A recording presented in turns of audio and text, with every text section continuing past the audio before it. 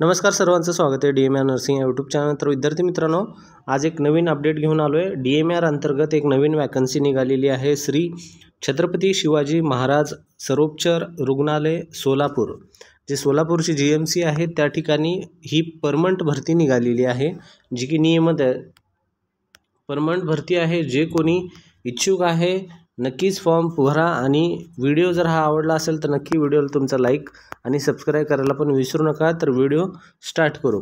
तर या ठिकाणी चतुर्श्रेणी जी की वर्ग 4 पदाची या ठिकाणी भरती असणार आहे।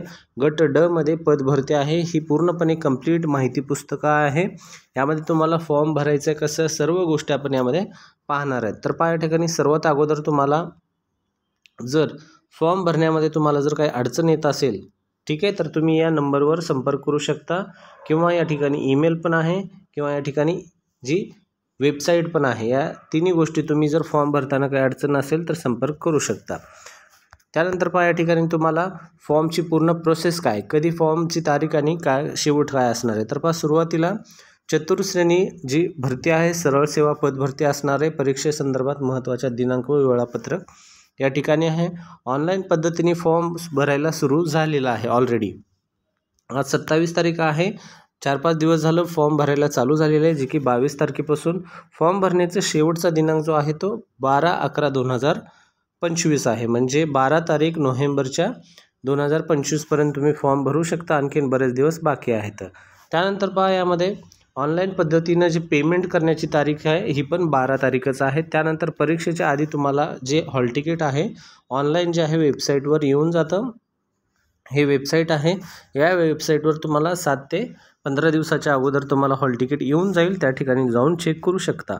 आणि या व्यतिरिक्त जर तुम्हाला काय या PDF पाहिजे असेल किंवा मग कोणती पण अपडेट पाहिजे असेल तर हे जे 2 वेबसाईट आहेत हे 2 वेबसाईट तुम्हाला दरवेळेस चेक करत राहावं लागेल, जेणेकरून यावर तुम्हाला सर्व अपडेट भेटतील। आणि हा जर PDF तुम्हाला पाहिजे असेल, हा PDF आपल्या टेलिग्राम चॅनलवर अवेलेबल आहे। त्या ठिकाणी जाऊन तुम्ही जॉईन करू शकता। जॉईन व्हायची प्रोसेस सिंपल आहे। या व्हिडिओच्या डिस्क्रिप्शनमध्ये दोन्ही टेलिग्राम व्हॉट्सअप चॅनलची लिंक दिलेली आहे। त्या लिंकवर क्लिक करायचं, डायरेक्टली तुम्ही टेलिग्रामवर ओपन होता। त्या ठिकाणी ओपन झाल्यानंतर हा PDF त्या ठिकाणी अवेलेबल होऊन जाईल तुम्हाला।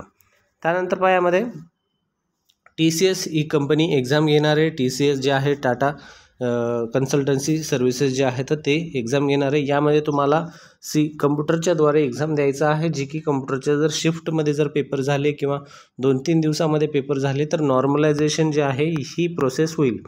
ज्या विद्यार्थ्यांना नॉर्मलायझेशन माहिती नाही आहे त्यांच्यासाठी शॉर्टमध्ये नॉर्मलायझेशन म्हणजे एक्झाम जास्त शिफ्टमध्ये झाली असेल तर एखादा पेपर हार्ड आणि एखादा पेपर सोपा जर झाला असेल तर त्या प्रोसेसला काही ॲव्हरेज विद्यार्थी जे असतात त्या ॲव्हरेज विद्यार्थीचा सर्व पहिले जे विद्यार्थी ॲव्हरेजचे मार्क धरून त्या ठिकाणी कॅल्क्युलेशन केलं जातं। त्याचा एक फॉर्म्युला असतो, त्यानुसार मग ते सर्व मार्क जे समान करण्याचा प्रमाण त्या ठिकाणी प्रयत्न केला जातो।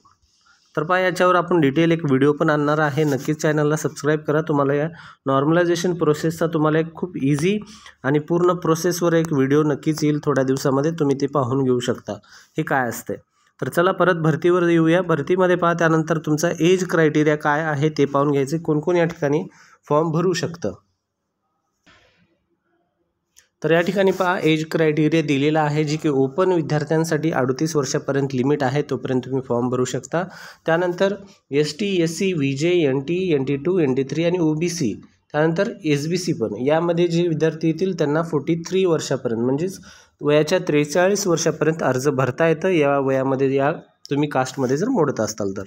त्यानंतर जर तुम्ही पर्सन विथ डिसॅबिलिटी म्हणजेच दिव्यांग असाल तर 45 वर्षापर्यंत। त्यानंतर तुमचं ऑर्फन असेल तर ऑर्फन 43 वर्षानंतर। त्यानंतर तुम्ही फ्रीडम फायटर वगैरे यामध्ये जर मोडत असाल तर 45 वर्ष। स्पोर्टमध्ये जर असाल तर 46 वर्ष। त्यानंतर स्पोर्टमध्ये जे आहे 43 वर्ष दिलेलं आहे। आणि एक्स सर्व्हिसमॅनमध्ये जर असेल तर त्यामध्ये पण वयाची सूट जी आहे 45 वर्षापर्यंत राहील। ही पूर्ण वयाची अट आहे। त्यानंतर तुम्हाला फी जी आहे नॉन रिफंडेबल असणार आहे। या ठिकाणी तुमची एकदा फी कटल्यानंतर तुम्हाला परत फी येणार नाही। फी ही जी असणार आहे हे 1000 रुपये हे ओपन कॅटेगरीवाल्या विद्यार्थ्यांसाठी असेल आणि 900 रुपये हे जे रिझर्वेशनच्या विद्यार्थ्यांसाठी असेल। 1000 आणि 900 अशी फी असणार आहे. एकदा जर सबमिट झाली तर या ठिकाणी पैसे परत भेटणार नाहीत तुम्हाला. त्यानंतर विद्यार्थी मित्रांनो, जे लागेल तुम्हाला महत्त्वाचं म्हणजे तुमचे प्रमाणपत्र जे असतात, त्यामध्ये तुम्हाला पहा राष्ट्रीयत्व प्रमाणपत्र म्हणजे तुमचा शाळा सोडल्याचा दाखला असेल किंवा पण तुमचं डोमेसाईल वगैरे असेल, हे सर्व लागेल त्या ठिकाणी. पुढचं तुम्हाला आदिवासी असेल तर आदिवासीचं प्रमाणपत्र किंवा तुमच्या शाळेचे सर्व मार्ग मेमो लागतील. त्यामध्ये कास्ट असेल तर कास्ट सर्टिफिकेट, त्यानंतर तुमचा कास्टचा व्हॅलिडिटी, ह्या 2 गोष्टी पण तुम्हाला त्या ठिकाणी कास्टच्या फॉर्ममधून भरण्यासाठी लागेल. OBCमधून वगैरे येत असाल तर OBCसाठी तुम्हाला नॉन क्रिमिलियर जे आहे ते कंपल्सरी लागतं, ते पण तुम्ही काढून घ्या. त्यानंतर मग आत्महत्या केलेल्या शेतकऱ्याचं असेल तर त्याचं सर्टिफिकेट वगैरे ते पण आहे. ह्या सर्व गोष्टी प्रमाणपत्र वगैरे आहेत, तुम्हाला ह्या सर्व काढून घ्यायच्या आहेत. त्यानंतर पहा पदं कोणते कोणते सुटलेले आहेत. रिक्त पदाचा तपशील या ठिकाणी सर्व डिटेलमध्ये दिलेला आहे. छत्रपती श्री शिवाजी महाराज सर्वोपचार रुग्णालय जे आहे या ठिकाणी ही या रुग्णालयामध्ये भरती निघालेली आहे. तर पहा या ठिकाणी कक्ष सेवक जे आहे या ठिकाणी 123 जागा निघाल्या आहेत. या ठिकाणी काही जणाला जर हे माहिती नसेल, हेच काय असतं, वेतन श्रेणी जी असती, हे वेतन स्तर आणि वेतन श्रेणी या ठिकाणी हे तुमची बेसिक सॅलरी आहे. त्यामध्ये पहा बाह्यरुग्ण विभाग सेवक जे आहे 9 जागा सुटलेल्या आहेत. शिपाईच्या या ठिकाणी 3 जागा आहेत. माळीची 1 जागा आहे. हे सर्व पदी ग्रुप डी मध्ये असल्यामुळे या ठिकाणी संवर्ग ड या ठिकाणी दाखवलेला आहे. त्यानंतर पंप जे आहे सहवर्ती या ठिकाणी 1 जागा आहे. त्यानंतर एक्सरे टेक्निशियन जे सेवक जे आहे त्याची 1 जागा आहे. त्यानंतर प्रयोगशाळा सेवकच्या 2 जागा आहेत.